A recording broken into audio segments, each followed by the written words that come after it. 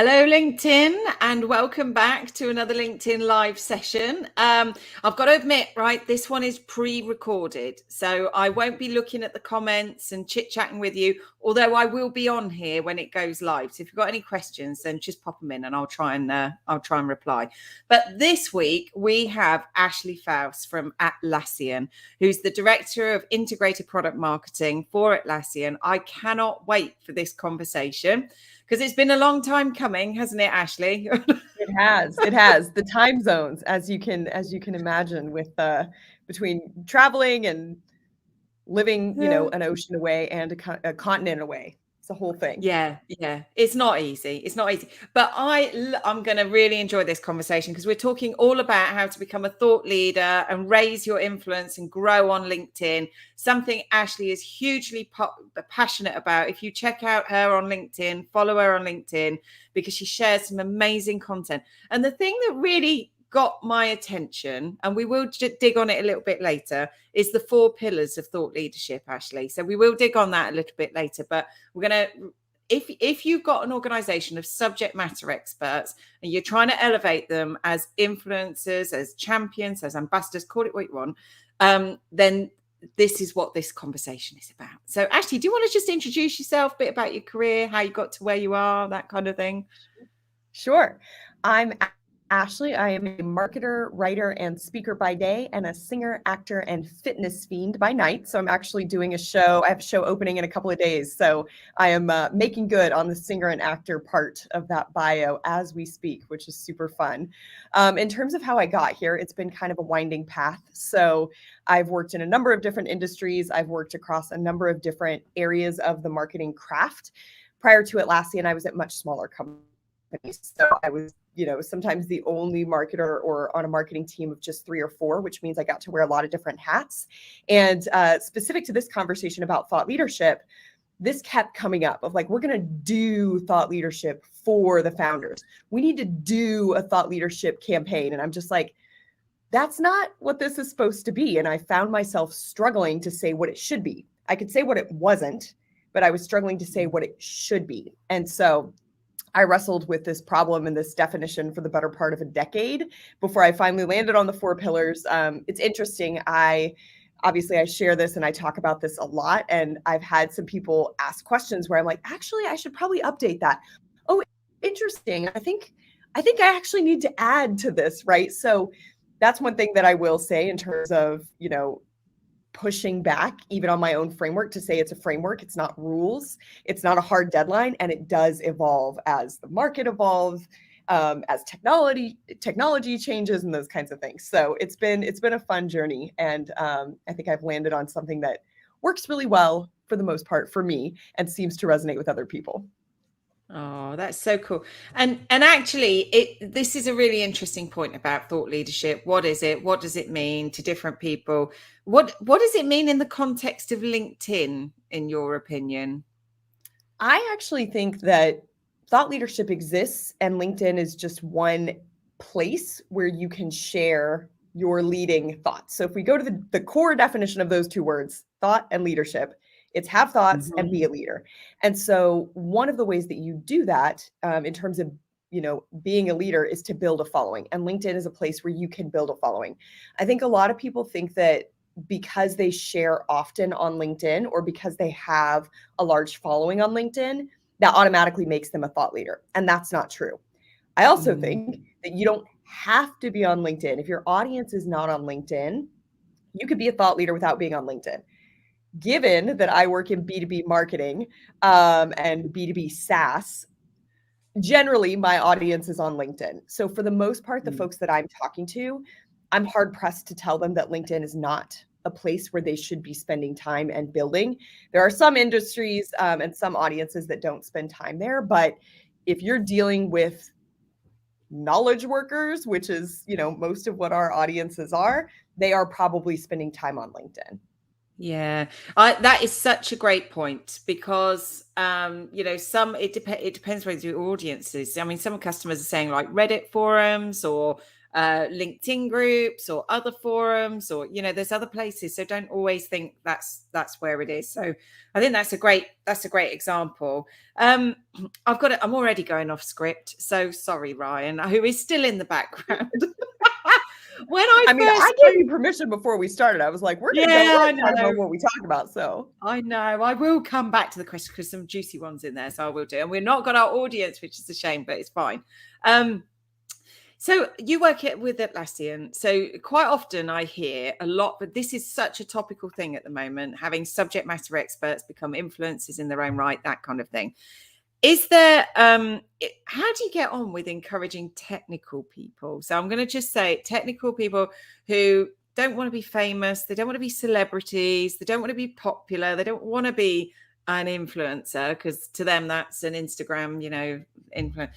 How do you even start encouraging your technical teams to become thought leaders? Sure.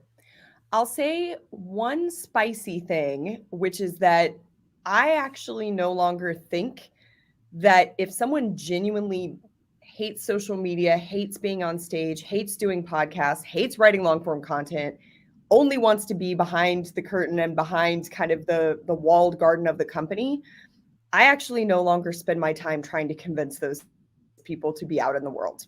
Because the reality is that in order to be a thought leader, you genuinely have to want to lead. And you have to want to lead externally. And this is something that I think is really hard for a lot of people to understand. Being good at your job does not make you a thought leader. You can make a lot of money for yourself. You can make a lot of money for your team. You can make a lot of money for your company. But if you're not out there externally building, sharing, codifying that knowledge in a way that others externally can use it, you're not a thought leader. And that's fine. So I actually don't think that if somebody genuinely doesn't want to do it, you shouldn't force them to do it. That being said, what I find is mostly true. There's a lot of really smart, capable people who are just not fluent in the skill set of sharing externally. And so I've worked with a number of technical folks. There was a fellow kind of through a variety of reasons. His name ended up in my Slack as like, oh yeah, this guy, he knows about, I work in Agile and DevOps. So in this case, it was DevSecOps, so security. And I reached out and I was like, hey, would you be willing to write an article for us on this topic? And he was like, I would love to do that. I didn't know. I literally have 100 ideas. Here, look, he sends me this page and the page is titled 100 Talks on Security. Oh, wow. Huge list of topics. He's got them all grouped. And I was like, who are you and why didn't I know you before? And he's like, well, who are you and why didn't I know you before? And so he was asking me, he's like, so is there a way that this happens? How does this happen? And I was like, I have a whole framework. So I sent him my 4 pillars of thought leadership. I have a whole set of tactics, narratives in terms of how to flesh out the ideas, how to pitch. And he was like, you're telling me that there's like a way to do this. And I'm like, what do you think marketers do? This is like my whole job. And so it really was just this humorous moment where I didn't realize, and I mean, he's great. He's got the credentials. He's a great speaker, solid writer. And I'm like, you're gold. How do I get more of you? There's another gal that I'm working with, same thing. She posted something internally. We have a very strong blogging culture at Atlassian.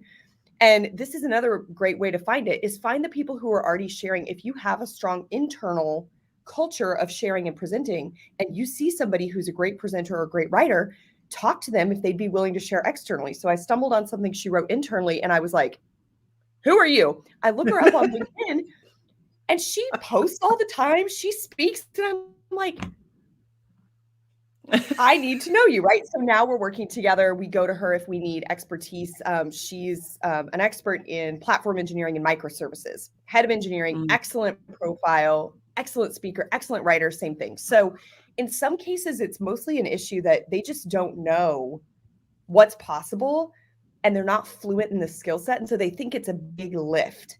And so when you pair them with a marketer who's got some systems to help them, it's magic because they're already excited. And in some cases, they may already be sharing, but they're just not doing it frequently enough, or they may not understand kind of how the algorithm works on LinkedIn. So their content and their ideas are not getting the visibility that could.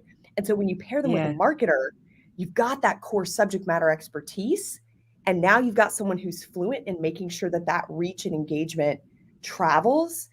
And that's where the magic really happens. So I think it's look for those people who are already sharing internally, because they might actually be willing to share externally. They just might not know how.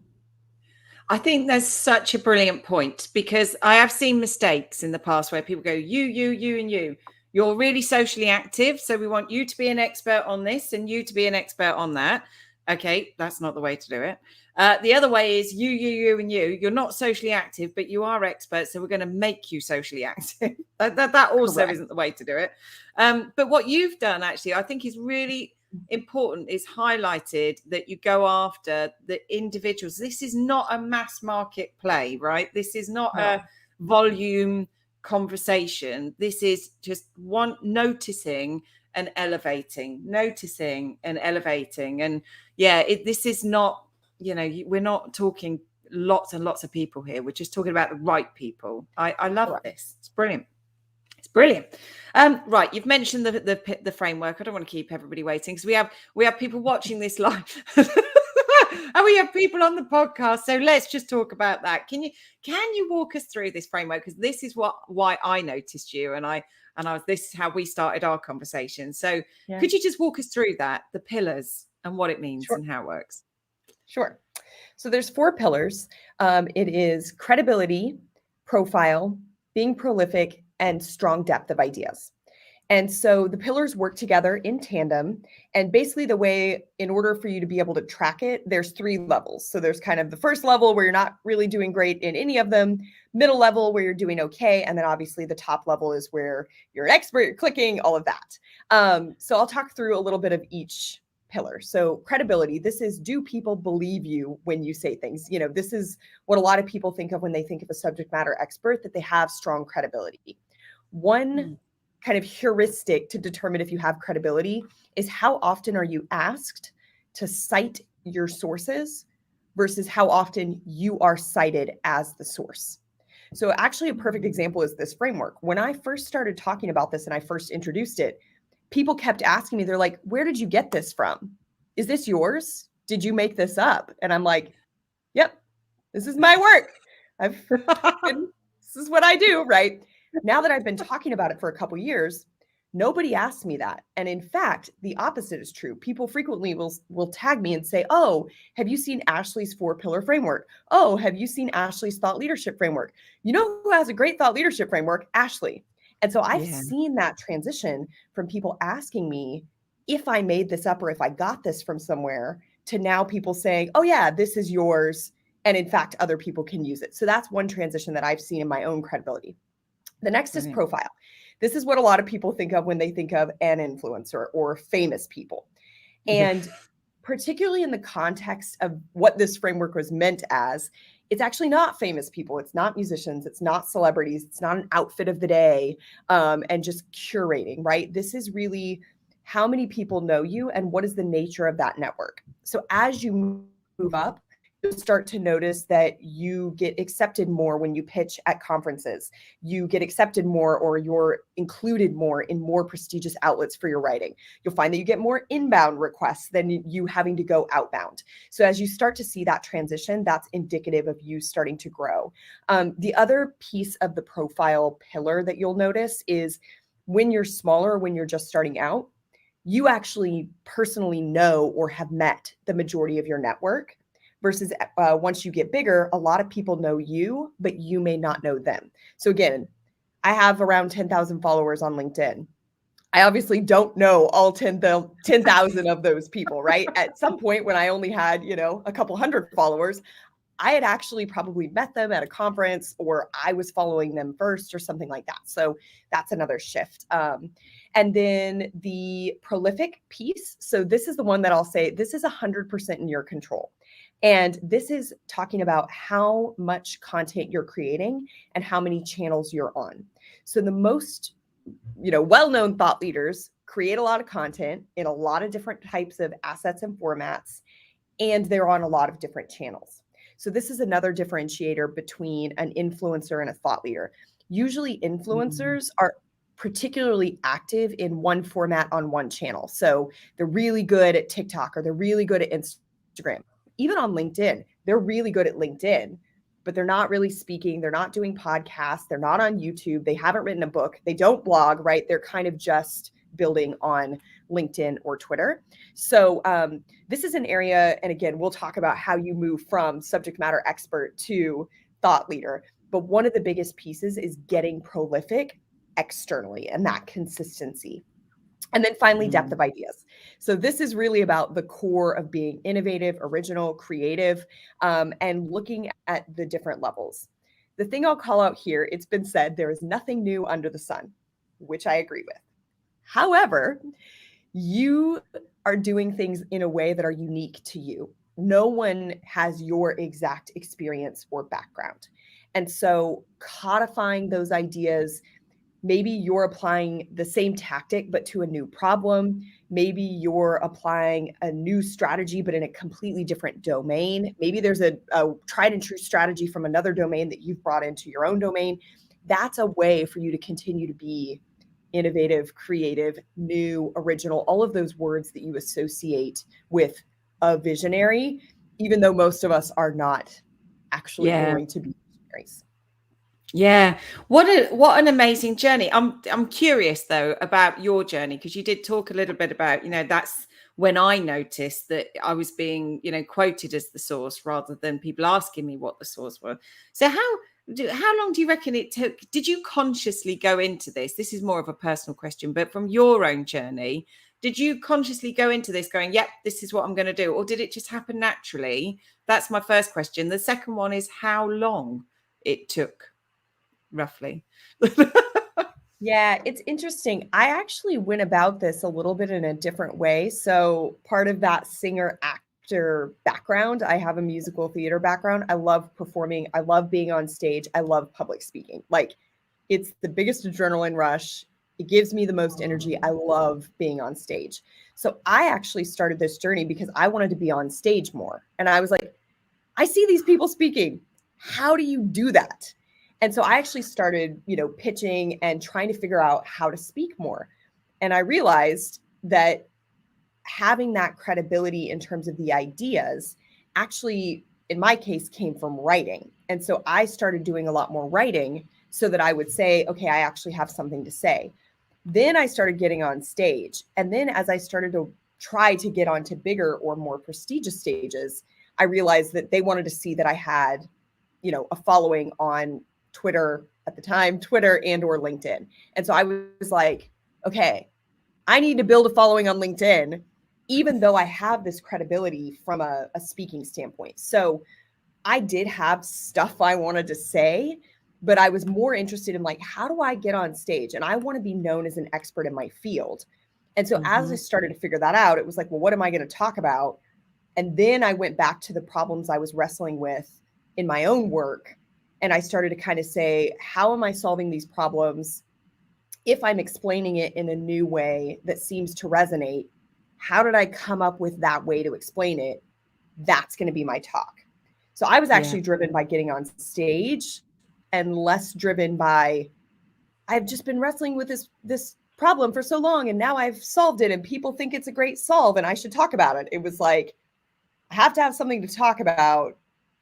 I want that to be rooted in my actual work. And so that's kind of, I almost went backwards. In terms of how long it took, my first kind of big break was in 2018. I spoke at Inbound and I cold pitched them a talk about adding live streaming to the marketing mix. Now, live streaming now is like very common. We're doing a LinkedIn Live. You do this all the time. But when I very first started this, bringing social live streaming into the marketing mix in 2016, it was not a normal thing to do. And so people were really hungry. They're like, we don't even know, like, how do you even do this, right? And so I created this tiny little spectrum, and it was basically talking about how in the past for brands, they could only do very good but very expensive videos. And so the spectrum was that it was either cheap and crappy or good but expensive.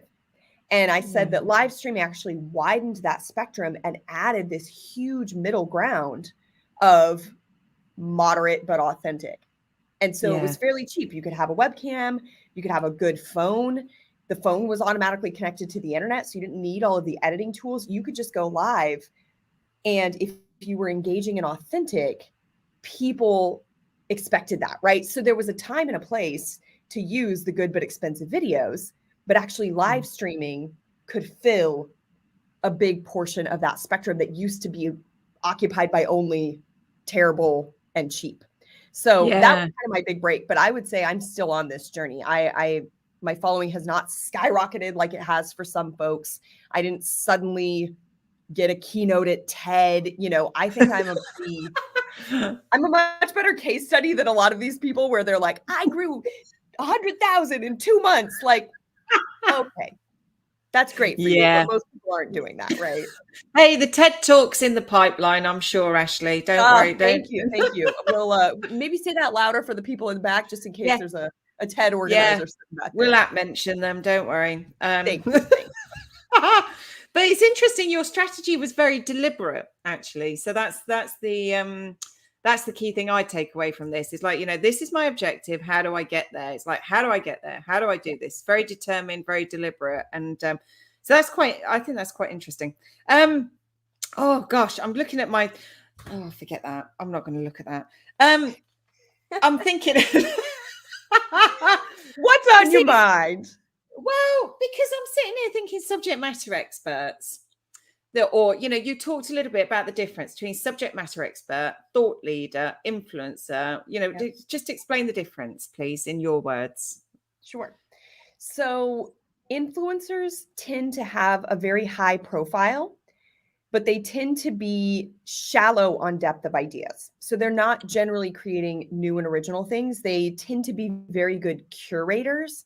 They tend to find a lot of the existing information, but they're not really creating net new boundary pushing or conversation changing ideas. They're okay on credibility. Obviously, they wouldn't have a big following if they didn't have decent credibility. And they're okay on being prolific, but again, they tend to be focused on maybe 1 or 2 channels and 1 or 2 asset types. So that's, again, if we had visuals, I can add them in the chat, but they would rank very high on profile, but they tend to be low or medium on the other pillars. Subject matter experts, in contrast, tend to actually be quite good in depth of ideas because they have so much background and expertise, and because they are still solving these problems. These are usually your very senior practitioners, so they're constantly having to evolve. So they're actually quite strong on depth of ideas. They're very high on credibility. They tend to be low on profile and low on prolific. So the other piece of this that's a gap for subject matter experts, particularly between the depth of ideas and being prolific, is they don't codify those ideas. They're working away kind of in their own teams or their own companies. These are the go-to people in your company. So they have a strong reputation internally, but because they haven't taken those ideas external, that's the gap in terms of them being thought leaders. Thought leaders are strong in all of them. I think you can be a thought leader if you're in the middle to high in credibility. If you're in the middle for profile, you have to be very high from a prolific standpoint, and you have to be at least in the middle for depth of ideas. So if there's kind of 3 levels, a thought leader has to be strong in all 3 levels in the middle, and then usually is high in credibility and or being prolific. So depth, like from a depth of ideas standpoint, the highest is kind of like be a visionary. But as we know, again, some of this has to be calibrated to your industry or your field. So again, this is why it's a framework, not a set of rules, because depending on the industry, visionary might mean different things. But that's the difference between the 3. They tend to have some differences in terms of credibility, and depth of ideas tend to be the 2 where there's a lot of differences. Yeah, it's just reminded me actually of a conversation I had with some technical engineers who who I remember saying to them years ago, it's like, and we've actually written a blog about it called The Grumpy Old Men. They actually chose the title, Grumpy Old Men, and how they turn into, thought leaders. And I remember having the conversation saying with him, you've got so much knowledge, it's such a shame that you're not sharing this knowledge with other customers. These experts will tend to share that knowledge in customer situations, the same knowledge over and over and over again, because often they're asked the same questions. Whereas actually, if you can get that out of their head and then put that into something that you can share with customers en masse. So about 10 years later, I went back to this guy and I was like, how come you've got like 11,000 followers on LinkedIn now? What are you doing? And he goes, oh, my network has expanded. I'm helping customers in Australia, in Brazil. And, before I was just in the Nordics, and now my knowledge is going. I was like, that's it. You see, your motivation is to help and support customers, but you can help and support more customers if you share the knowledge. But there you go. It just reminded me of that story. I love that. So yeah. So in your role, coming back, so it's really interesting talking to you and how your journey's been. But in your role, what would you say to people that are just starting out on this? Because I do think your model is brilliant, and we will share this in this live when it goes live. In this live when it goes live. There you go. So I get my words mixed up. But what if somebody's starting out and they're like, I don't know who they are. I don't know where they are. I don't know if they're up for this. What do you do? How do you start? I'm fortunate because we have such a strong internal blogging culture at Atlassian. So we use Confluence to write up all of our pages. We'll write retros there. If people are like, oh, I'm exploring this new trend, they'll write it up in a blog. So step one, go trolling. And if you're sitting in an office, so when I used to work in an office full time, obviously now I mostly work from home, but I would actually go and kind of sit in the engineering department. So prior to Atlassian, I worked for 2 security startups. So again, super technical. I am not the expert in these topics. And so I would just sit and kind of just like listen to the chatter.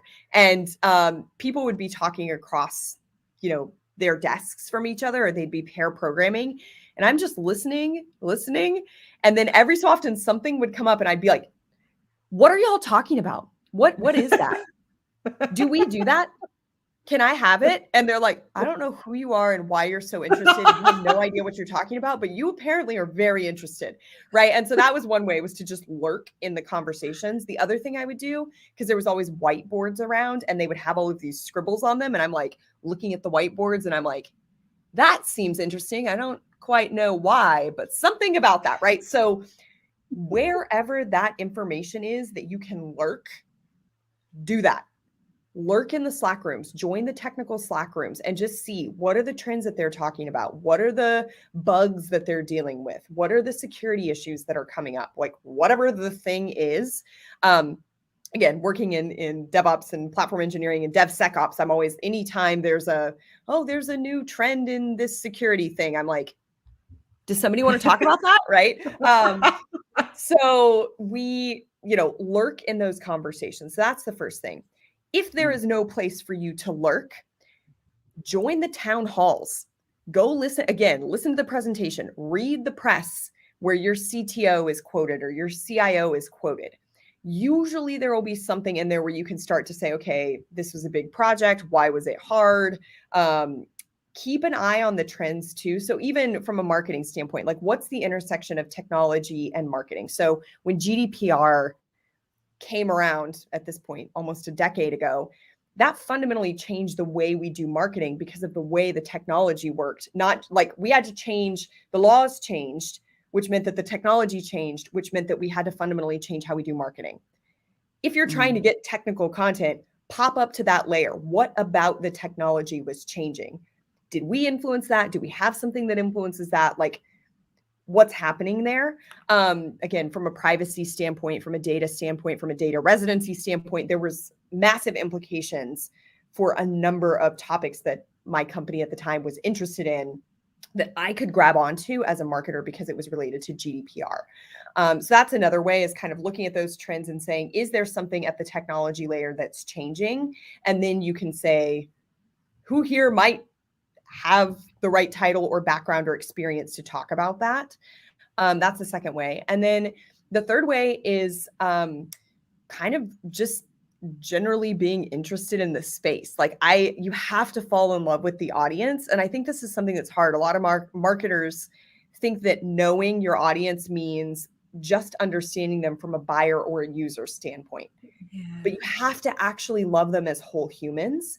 And so when you love them as whole humans, that gives you something where you can also start to make those connections that may not be exactly obvious on the surface, but then you can say, okay, I'm looking for somebody in this kind of vein.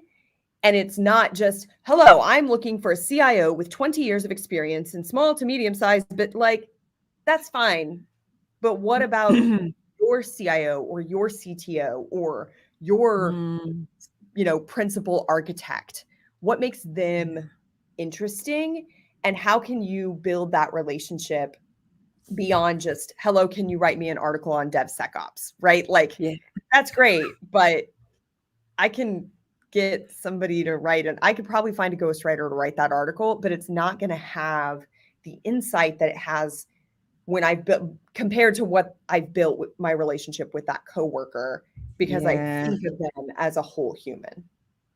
And it's not just that, actually. I mean, I've been doing a lot of research just recently. There's an Edelman and LinkedIn study, a thought leadership content study. I don't know if you've seen that. There's 2021 and 2022. But in the 2021 study, it talks about people want to have an author, a recognized author on articles they don't want it just to come out from the brand. And it needs to be depth of knowledge, to your point on your pillars. I think, it needs to be a recognized author. So to add to the credibility. So there's something else I just wrote there. So it's all about listening, lurking, trends. This, I think, also is where you can hooking social listening, because if you're already doing social listening around topics, feed those insights into your experts and, see but I just think getting closer to the customer, getting closer to really, I love the whole human. Did you call it the whole human? Yeah, the whole human. The whole human. Right. Okay. We're nearly up on time. I can't believe that. It goes really fast. And I've got some other questions. I do like this one though. Professionals that procrastinate. And I'm going to say I am one, right? So, but the fear of imperfection, it's a big stumbling block, this one, isn't it? Nobody wants to write their first blog, record their first video. There's a real fear around, what if I say something wrong? What if somebody picks up on it? So what's your advice for folks on that topic, Ashley? There's two things. The first thing I'll say is everybody has to start somewhere. And so if you are on this journey, whether you've been asked because you do have the right title, you do have the right background, and so you're someone where your expertise matches and you're willing to put in the work, I actually think LinkedIn Lives are a great way to do this, because it's expected that it's not going to be so polished, right? It's not a tight 5-minute demo. It's not a, core practice presentation that you give all the time for 30 minutes. It's intended to be more conversational and less polished. And so I actually think LinkedIn Lives are a great way to get started from a camera perspective, and have somebody get a friendly interviewer. So I am this person often for folks who are just starting out. I'm not going to gotcha. I'm an expert at this. No. I will keep us on track. I will fill. I'm not going to let you look stupid. So if I am working with somebody that is trying to build this profile, I will offer to join them and do an interview with them, and I'll let them curate the questions. Again, I'm very comfortable. This is my own work. This is my own topic. Like, yeah. Ask me whatever you want to ask me, right? But for some folks where they do want to prep, I'll help them prep. I'll make sure that we stay on topic. So that's the first way, is actually LinkedIn Live. So that's one. The other is to frame things as in my experience, when I've done this in the past, from my perspective. So instead of coming out and saying, well, clearly the way to do this is X, Y, and Z. Okay, that sets you up for somebody to be like, hold on, who are you and why do you think you know things? Versus coming in and saying, when I've tried to solve this problem, here's what I found works. In my experience, this is how this should be done. So if you hear me talk even about this framework, I don't come out and declare that I have found the 4 pillars of thought leadership. Right? But you might have done. But yes. Yeah. It's very aggressive. I come out and say, I wrestled with this problem. I found that these 4 pillars work really well for me as a framework. They seem to resonate with other people. So let's talk through. I found that these 3 things tend to work best in this type of situation. But for you, you might find that you need to do A, B, and C, right? So even just that understanding that I come from a specific context, both in terms of the size of company I work for, how long I've been in marketing, the type of marketing I've done, the type of audience I'm trying to reach, all of that informs the tactics and strategies that I recommend. Just by acknowledging that I come from this specific context immediately tells people, oh, okay, well, she's working for a large enterprise SaaS company. I'm working for a small regulated bank. There's going to be some gaps there, right? Yeah. So that's the other thing that I'll say is grounding it in your personal experience and background helps to kind of diffuse that tension. People are a lot less likely to attack you as wrong if you're coming at it from your personal experience and background and expertise. So those are the 2 things I would say is 1, find a friendly person who can kind of help guide you and shepherd you and pick a medium to start where it's expected that you'll iterate. And then the second thing is to really ground things in your personal experience and your background and problems that you've actually solved. You see, I remember you doing that. Did you not with an employee? Maybe you've done it with more than one, but you brought them onto a LinkedIn Live and you said, look, this is the first time you've done one of these and we're just jamming this one out. Do you remember? I can't remember who it was now. I was doing, I was actually doing a mentorship with that person, talk basically about speaking confidently. And at the very beginning of the mentorship, I was like, so I think the final exam of this is going to be a LinkedIn Live. And she was like, I don't want to do that. And I was like, when you feel that you're ready, I will join you and I'll interview you. And she was like, still don't know how I feel about that. Right. But no, she did great. Like, and she actually said afterwards, she was like, that was actually not too bad. I was like, right. It's okay. It's all right. It's just a conversation. It's just a conversation. Yeah, and I do wonder actually what you were saying about this. I don't come on here saying this is the way to do it and there is no other way. There's an element of like a growth mindset going on there, which is an always on learning mentality. You know, you're open to ideas, you're absorbing information, you're tweaking, you're evolving. Do you think there's a connection with like learning mindset, growth mindset? I don't know. I wonder. I don't know. There's no right or wrong answer to that. I'm just curious. Yeah, I mean, I definitely think there is, especially on the depth of ideas piece, that you can't sit off in your ivory tower by yourself and just think smart thoughts. Like that's not how it works. You have to have that input. You have to be testing, right? You're not going to discover new things unless you fail or you're trying new things, right? So I 100% think that there is a growth mindset and a continuous learning mindset. And I think that the amount of inputs also helps improve that depth of ideas. Like if you're just sitting there focusing on tunnel vision on your one problem, it's going to be really hard for you to make those connections into other people. So there's actually a book, it's called Range by David Epstein, which I loved. I read it and I was like, yes, thank you. The subhead is why generalists triumph in a specialist world. And I was like, generalists unite, right? Yeah. He actually has this analogy talking about digging a hole. And so specialists dig one very deep hole. Generalists dig a bunch of very shallow holes. The thing is, when a specialist gets stuck, they're so deep in their hole that it takes a lot of effort for them to climb all the way back to the top to peek out and look around and ask for help. In contrast, the generalists have dug shallow holes. And so if they get stuck, they can just pop up and look over to the other hole that they just dug. And they can get some insight. Brilliant. So there's balance, right? We can't just have a world of shallow, broad knowledge, but we also can't have a world of just pure, deep, siloed holes. And so in my opinion, the magic actually happens, and this is what I've seen with the thought leadership piece. I tend to be working with folks who have dug a very deep hole. And the reason that they have trouble sharing is because they can't pop up and look around. Yeah. I Yeah. have dug a number of shallow holes, and in some cases all around their deep hole. And so Yeah. I can reach down and give them a hand and pull them up. And they're smart, they're capable. Once I kind of explain a little bit about the different holes that I've dug, they're like, oh, 100%, I get this. But they just Yeah. need a little bit of help to pop up out of that deep hole.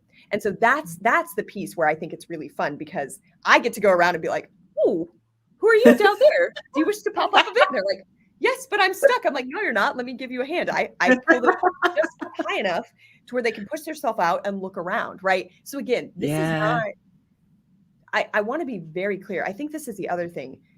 Sometimes people, marketers especially, sometimes get in this mindset that technical folks are not capable, or they don't like it, or they're ignorant. And it's like, no, it's a skill fluency issue. On the flip side, technical folks think marketers are stupid. Oh, you're too stupid to understand. You just don't understand. I'm like, no, I'm very smart. I do understand, but we need to work together. We have different expertise. And so if you can find somebody where you both respect each other, I respect your expertise as a technical person and what you do. And if they in turn respect my expertise as a communicator, storyteller, understanding how to map and structure these ideas in a way that resonates, that's where you can just really, again, I keep calling it the magic, but I'm like, when you see it happen, it's the coolest feeling on both sides, because I can teach them and impart some of my skills, and they can teach me and impart some of, there's fascinating stories if you're willing to fall in love with them. And so that's the fun piece, is it's like coming together with that mutual expertise. It's not that they're bad at sharing. They're just not fluent. And for us, it's not that we're stupid and we don't understand technical things. It's just that we haven't had a chance to get it explained in a way that resonates. And if we can help get it explained to ourselves in a way that resonates, it's likely that will also resonate with someone else. And so when the technical folks see that more people understand, that is very energizing for them, because it's like, they're very passionate about it and they're kind of sad that other people aren't. And then when they realize, oh, I just need to change how I communicate a little bit, like, great, let's do it. Yeah. Let's do it. I think that is such, I think that's, I could talk to you and listen to you all day, Ashley. I'm going to have to stop now, but I think that is a brilliant point about skills fluency. And it's not just marketers and tech teams. There's a study I also read, marketers and CFOs and marketers and HR. It's the most weakest link. I was looking at the CMO survey from spring this year. It's the weakest link, actually, the marketing and the HR. And that, from an employer branding perspective, HR, you need to talk to marketing. Marketing, you need to talk to HR. Come on. Skills fluency. That's a whole separate conversation. We can talk about all sorts of, Well, maybe we should come back and do another one. Right, Ashley, you're a star. Thank you so much. We'll drop some links in. So I know this is recording, but we will drop some links in when this goes live, so you can look at the model and look at some of those things, the studies that we were talking about, and variety of different things. Thanks for the book recommendation, though. I'm always looking for my next book, so that's a good one. It's a great read. Yeah, highly recommend. Thank you. Oh, thank you, Ashley. Thank you so much, and everyone for listening on the podcast and also live. We'll be back next week. All right, take care now. Sarah. Bye.